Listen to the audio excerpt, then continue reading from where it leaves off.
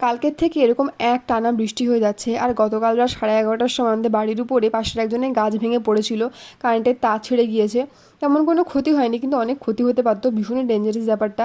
2011 সালে যখন আয়লা হয়েছিল তখন আমাদের বাড়ির উপর একবার এরকম গাছ ভেঙে পড়েছিল, আমাদের অনেক ক্ষতি হয়ে গেছিলো। যাই হোক, আজকে সারাদিন এরকম বৃষ্টি হয়েছে, বাড়ির সামনেটা একদম পুকুর হয়ে ডুবে গিয়েছে। লাঞ্চ আজকে সেরকম কিছু খাইনি, একটু ফল আর একটু বাদাম ভিজিয়ে রেখেছিলাম, ওটাই খেয়েছি। আর আমাদের বাসিরও খুব শরীর খারাপ, আজকে সারাদিন আমার রুমের মধ্যে এরকম শুয়ে শুয়ে ঘুমিয়েছে। তো দুপুরের দিকে কারেন্টের লোক এসে তারটা ঠিক করে দিয়ে গেছিলো, কিন্তু কারেন্ট তো আসেনি, আর একভাবে বৃষ্টি হয়ে যাচ্ছে। আমি আবার গিয়ে একটু বাড়ির সামনে একটু ছোটো মতো পুকুর পেয়ে পা ডুবিয়ে বসেছিলাম, আমার খুব ভালো লাগছিল। বৃষ্টিতে ভিজতে আমার প্রচণ্ড ভালো লাগে, মানে বৃষ্টিতে ভেজা আমার এক ধরনের নেশার মতো। বৃষ্টি হলেই আমি লুকিয়ে লুকিয়ে একটুখানি ভিজি, ছাদে হোক বা এখানে ওখানে গিয়ে হোক। আমাকে দিদা বলছিল উঠে উঠে ঠান্ডা লেগে যাবে, তো একটু ঘুরে টুরে উপরে উঠে আসলাম, তারপরে হাত পা মুছে নিয়ে একটু ছবি আঁকতে বসছিলাম, কিছুই ভালো লাগেনি।